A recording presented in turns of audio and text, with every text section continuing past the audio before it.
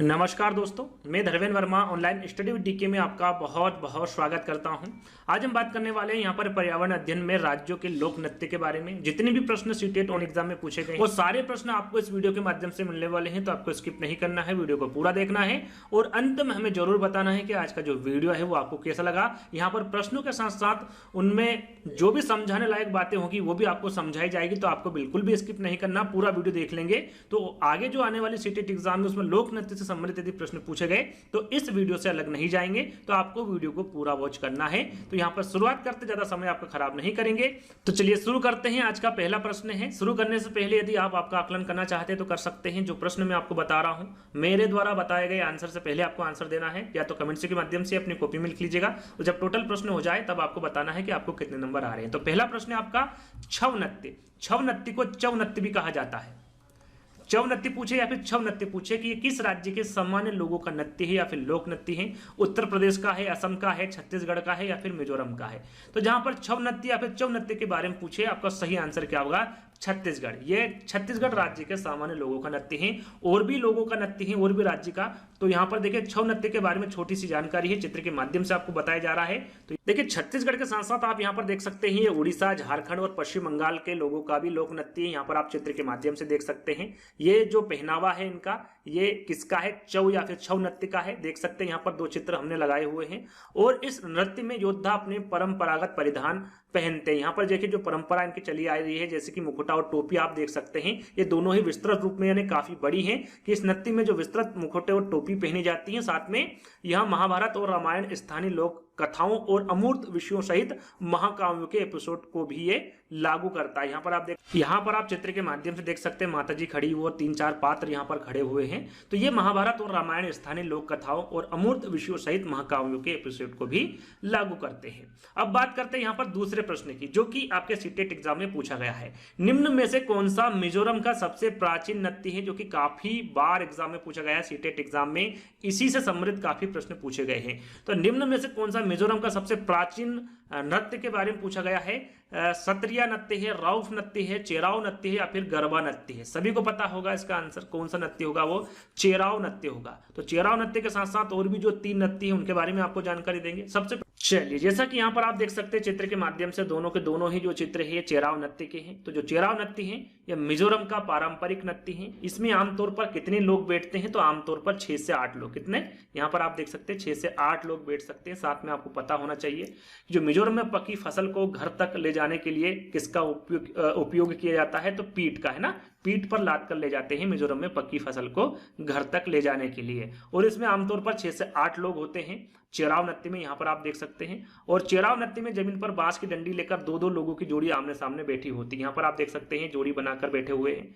इसमें भी आप देख सकते हैं। तो ये जोड़ी बनाकर आपस में बैठे होते हैं तथा ढोल की ताल पर डंडियों को जमीन पर पीटते हैं। साथ में यदि आपसे पूछा जाता है कि गिनीज वर्ल्ड रिकॉर्ड में कौन सा नृत्य है जो शामिल है, तो वो है आपका चेराव नृत्य। कब है? 2010 में। देखिए 2010 में एक गिनीज वर्ल्ड रिकॉर्ड बनाया गया था, जिसमें एक ही समय में सबसे अधिक चेराव नर्तकी ने प्रदर्शन किया था। तो आपको नृत्य के बारे में पूछे तो चेराव नृत्य के बारे में पता होना चाहिए। आगे हम बात करें, जैसा कि हमने आपको बताया था कि इसे मिजोरम के सबसे पुराने नृत्य के रूप में इसे जाना जाता है। सबसे पुराना नृत्य कौन सा है मिजोरम का? तो वो है चेराव नृत्य। और इसे बास नृत्य के रूप में भी जाना जाता है। यदि आपसे पूछा जाता है कि चेराव नृत्य का दूसरा नाम क्या है, तो उसका दूसरा नाम क्या होगा?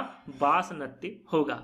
चलिए अब बात करते हैं सत्रिया नृत्य के बारे में। विकल्प में था सत्रिया नृत्य, आपने देखा हो तो। जो सत्रिया नृत्य है ये कहाँ का लोक नृत्य है? तो याद रखिएगा ये असम का लोक नृत्य है। और इसका नाम सत्रिया नृत्य क्यों पड़ा? क्योंकि ये अपने धार्मिक चरित्र और सत्रों के साथ जुड़ाव के कारण इसका क्या नाम पड़ा? सत्रिया नृत्य। और सत्रिया नृत्य जो है ये महान वैष्णव संत और सुधारक द्वारा 15वीं शताब्दी ईस्वी में पेश किया गया था। इसको कब पेश किया गया था?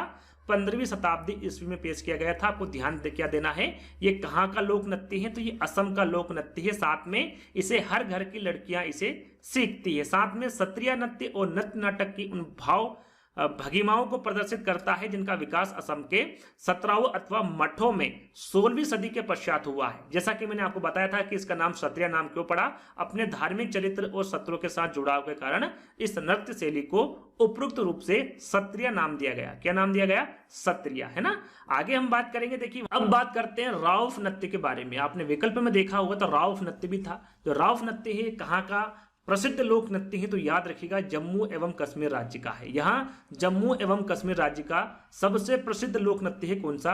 राउफ नृत्य, जिसका आयोजन कब किया जाता है? तो इसका जो आयोजन है यह फसलों की कटाई होने के पश्चात किया जाता है। जब फसल कट जाती है उसके पश्चात स्त्रियों द्वारा इसका आयोजन किया जाता है। किसका?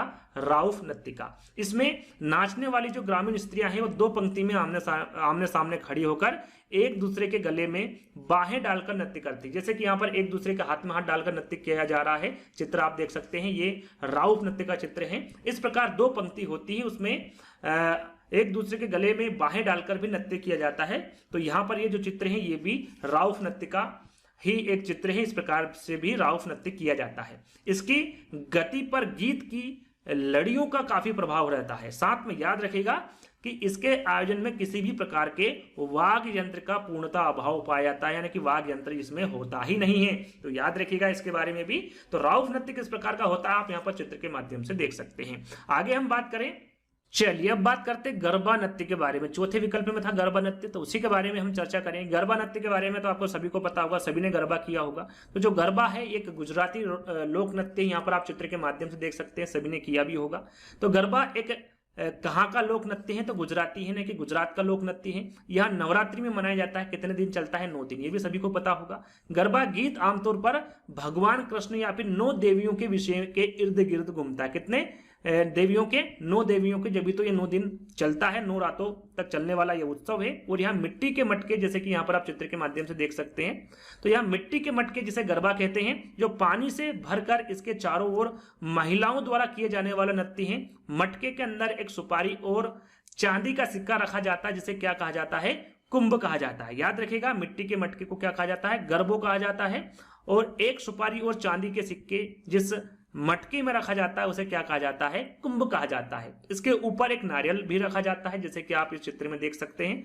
और यह नृत्य करने वाली महिलाएं मटके के चारों ओर गोल गोल घूमती हैं और एक गायक तथा ढोलक या तबला बजाने वाला व्यक्ति संगीत बजाता है, उसके माध्यम से ये गरबा करती है। आपने देखा होगा और बहुत सारे बच्चों ने तो किया भी होगा। चलिए तीसरा प्रश्न है आपका, एक ऐसा नाच जिसमें जमीन पर बांस की डंडी लेकर 2-2 लोगों की जोड़ी आमने सामने बैठती हैं, ढोल की ताल पर डंडियों को जमीन पर पीटते हैं तथा ताल के अनुसार डंडियों के बीच लोग एक कतार में खड़े होकर कूदते हैं और नाचते हैं। इस नाच का नाम आपको बताना है, उस राज्य का नाम बताना है, साथ में उस नाच का नाम भी बताना है, वो भी क्रमशः आपको बताना है। देखिए थोड़ी देर पहले ही इसके बारे में हमने चर्चा की थी। तो आपको समय दिया जा रहा है 5 सेकंड। 5 सेकंड के अंदर अंदर आपको कमेंट्स के माध्यम से आंसर देना है कि इसका सही आंसर क्या होगा। थोड़ी देर पहले ही हमने इसका आंसर आपको बताया था। तो 5 सेकंड है आपके सामने, जल्दी से कमेंट्स करिए इसका सही आंसर क्या होगा। देखिए इसका सही आंसर मैंने आपको क्या बताया था? चेराव। जो सीटेट एग्जाम में प्रश्न पूछे गए हैं वो सबसे ज्यादा आपसे चेराव से संबंधित ही पूछे गए, इसके इर्द गिर्द ही प्रश्न पूछे गए हैं। तो चेराव जो कि मिजोरम का नृत्य है ना, जैसा कि थोड़ी देर पहले ही मैंने आपको बताया था। तोरंग क्या है, कुड़ुक क्या है, झूम क्या है, इसके बारे में हम चर्चा करेंगे। झूम के बारे में जब पौधों से संबंधित हम प्रश्न लाएंगे उसके बारे में जब बात करेंगे। यहाँ पर इन दोनों के बारे में आपको बता देता हूँ। यहाँ पर चेराव के बारे में तो आपको जानकारी दे ही चुका हूँ। देखिए सबसे पहले हम बात करेंगे तोरांग की, है ना। तोरांग की बात करेंगे, ये आंसर लिखा हुआ चेराव मिजोरम, है ना। तो आपने एक अध्याय पढ़ा होगा चमकता सितारा। चमकता सितारा सूर्यमणि, इससे पहले एक वीडियो हमने अपलोड किया था 3 से 4 घंटे का, जिसमें आपको पर्यावरण अध्ययन की महामैराथन क्लास दी थी। उस वीडियो को नहीं देखा तो उसको देख लीजिएगा, सब आपको समझ में आ जाएगा। चमकता सितारा में सूर्यमणि थी जिन्होंने एक केंद्र खोला था जिसका नाम क्या था? तोरांग। और तोरांग का अर्थ क्या होता है? जंगल होता है, जिसमें जड़ी बूटियों की समझ और बांस की चीजें बनाने की कला बच्चों को सिखाई जाती थी। साथ में अपने स्कूल की भाषा तो वहां पर सिखाई ही जाती थी, लेकिन अपनी जो कुड़ुक भाषा का रिश्ता है उससे भी वो उससे जोड़े रखते थे। और यह सब किस केंद्र में होता था? तोरांग केंद्र में होता था। और तोरांग में कुड़ुक समाज और अन्य आदिवासियों की खास किताबों को संभाल कर रखा जाता था। और जो बच्चे वहां पर आते थे उनको उन किताबों के बारे में, उन आदिवासियों के बारे में उनको उन किताबों के माध्यम से बताया जाता था और पढ़ाया जाता था। गाना बजाने की कई चीजें जैसे कि बांसुरी, तरह तरह के ढोल भी वहां पर मौजूद थे तोरांग केंद्र में। यह हुई तोरांग की बात, है ना। यदि आप उस वीडियो को देखेंगे 3 से 4 घंटे की मैराथन क्लास, तो आपको सब समझ में आ जाएगा। अब बात करते हैं कुड़ुक की। जो कुड़ुक है एक भाषा है, ये कहां पर बोली जाती है? तो ये भारत में बोली जाती है, नेपाल में बोली जाती है, भूटान में और बांग्लादेश में। भारत में कहां पर बोली जाती है? तो भारत में ये बिहार में बोली जाती है, मध्य प्रदेश में, छत्तीसगढ़ में, झारखंड में, पश्चिम बंगाल में, पश्चिम बंगाल के उराव जनजाति द्वारा बोली जाती है, इसलिए इसे उराव भाषा भी कहते हैं ना। कुडुख भाषा को क्या कहा जाता है यदि पूछा जाए तो इसे उराव भाषा भी कहा जाता है। क्यों कहा जाता है? क्योंकि ये उराव जनजाति द्वारा बोली जाती है। और कहां पर बोली जाती है भारत में, इसके बारे में आपको पता होना चाहिए। बिहार, मध्य प्रदेश, छत्तीसगढ़, झारखंड और पश्चिम बंगाल। तो कुडुख भाषा के बारे में भी आपको जानकारी होना चाहिए, इससे पहले ये पूछा भी गया है। चलिए चौथे प्रश्न की ओर चलते हैं। चौथा प्रश्न है आपका कि विशेष प्रकार का नृत्य जिसे चेराव कहते हैं कहां के लोगों द्वारा किया जाता है। देखिए चेराव नृत्य के इर्द गिर्द ही सीटेट एग्जाम में प्रश्न पूछा गया है। तो ये कहां का नृत्य है? 4 विकल्प पढ़ने की आवश्यकता नहीं है, चाहे तो आप 5 सेकंड में इसका आंसर दे सकते हैं। इसका सही आंसर क्या होगा? मिजोरम। जैसे कि थोड़ी देर पहले हमने बताया था कि जो विशेष प्रकार का नृत्य है चेराव, ये कहां पर किया जाता है?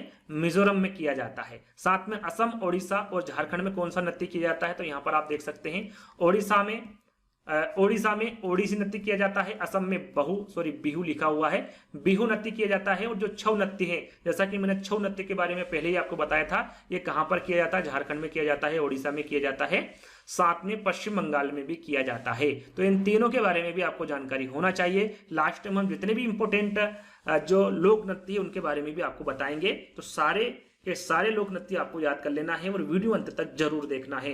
तो यहाँ पर 5वां प्रश्न है आपका, नृत्य में मुख्य रूप से मुद्रा और भावनाएं रिक्त स्थान प्रदर्शित करती है। यह प्रश्न सीटेट एग्जाम में पूछा गया है।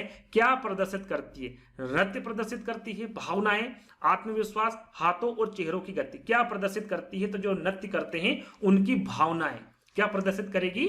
भावनाएं। तो सेकंड वाला विकल्प आपका सही होगा। चलिए अगला प्रश्न है चेराव नृत्य। देखिए फिर से चेराव नृत्य के बारे में पूछा गया है। चेराव नृत्य में व्यक्ति बांस की डंडियों को पकड़कर युग्मों में एक दूसरे के आमने सामने जमीन पर बैठते हैं। जैसे कि ढोल बजता है, बांस को जमीन पर पीटा जाता है, नर्तक बांस की डंडियों के अंदर और बाहर पैर रखते हैं, कूदते हैं और ताल पर नाचते हैं। निम्नलिखित में से कहां पर यहां पर लिखा हुआ है कहां पर यह नृत्य मुख्य रूप से किया जाता है? प्रश्न पूछा गया है कि निम्नलिखित में से कहां ये जो नृत्य है ये मुख्य रूप से कहां पर किया जाता है। देखिए थोड़ी देर पहले बताया था, ये प्रश्न फिर से पूछा जा चुका है। 4 विकल्पों को बदल दिया गया है, लेकिन जो आंसर है आपका वही रहेगा, मिजोरम। कहां का प्रमुख नृत्य है? ये मिजोरम का प्रमुख नृत्य है।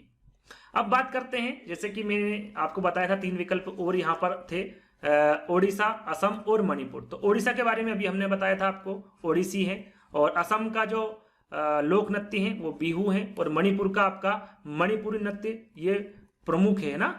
प्रमुख नृत्य कौन सा है? मणिपुर का मणिपुरी है, मणिपुरी नृत्य है, साथ में माई नृत्य भी है। तो माई नृत्य के बारे में पूछे कि माई नृत्य कहाँ का नृत्य है? तो ये मणिपुर का नृत्य है। चलिए 7वां प्रश्न है आपका और ये अंतिम प्रश्न। टोटल 7 प्रश्न पूछे गए थे सीटेट ऑनलाइन एग्जाम में। मिजोरम में जब फसल का काम समाप्त हो जाता है तो लोग एकत्र होते हैं, त्योहार मनाते हैं, एक साथ खाना पकाते हैं, खाते हैं और मजे करते हैं, साथ में गाते हैं और नाचते भी हैं। तो इस विशेष नाच का आपको नाम बताना है। चेराव है, तोरंग है, कुडुख है या फिर झूम है। फिर से वही प्रश्न पूछा गया है, आपके सामने 5 सेकंड है। इसमें आपको आंसर कमेंट्स के माध्यम से देना है कि सही आंसर क्या होगा। तो देखिए यहाँ पर मिजोरम में पूछा गया है कि जब फसल का काम समाप्त हो जाता है तो फिर लोग एकत्र होते हैं, त्योहार मनाते हैं, साथ में खाना पकाते हैं, खाते हैं, मजे करते हैं, गाते हैं और नाचते हैं। तो उस नाच का क्या नाम होगा? यहाँ पर भी चेराव नृत्य ही होगा या फिर चेराव नाच होगा। तो पहला वाला विकल्प आपका सही होगा।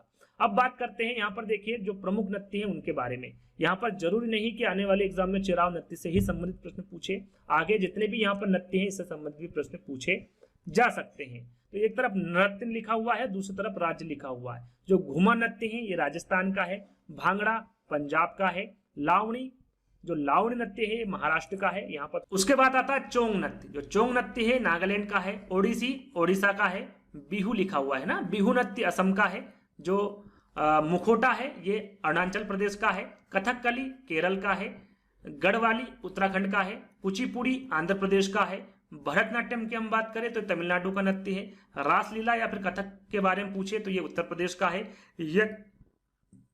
यक्षगान। देखिए यक्षगान के बारे में पूछा गया था पहले। तो जो यक्षगान है ये कर्नाटक का नृत्य है। गरबा कहाँ का है? गुजरात का है। आगे हम बात करें तो छऊ नृत्य के बारे में आपको बता चुका हूं, ये झारखंड का, उड़ीसा का और पश्चिम बंगाल का है। राउफ नृत्य के बारे में भी आपको बता चुका हूं, जम्मू और ये कश्मीर का है। तो ये जो 16 नृत्य हैं ये बहुत ही इंपॉर्टेंट है, स्क्रीनशॉट ले लीजिएगा, पढ़ लीजिएगा इनके बारे में।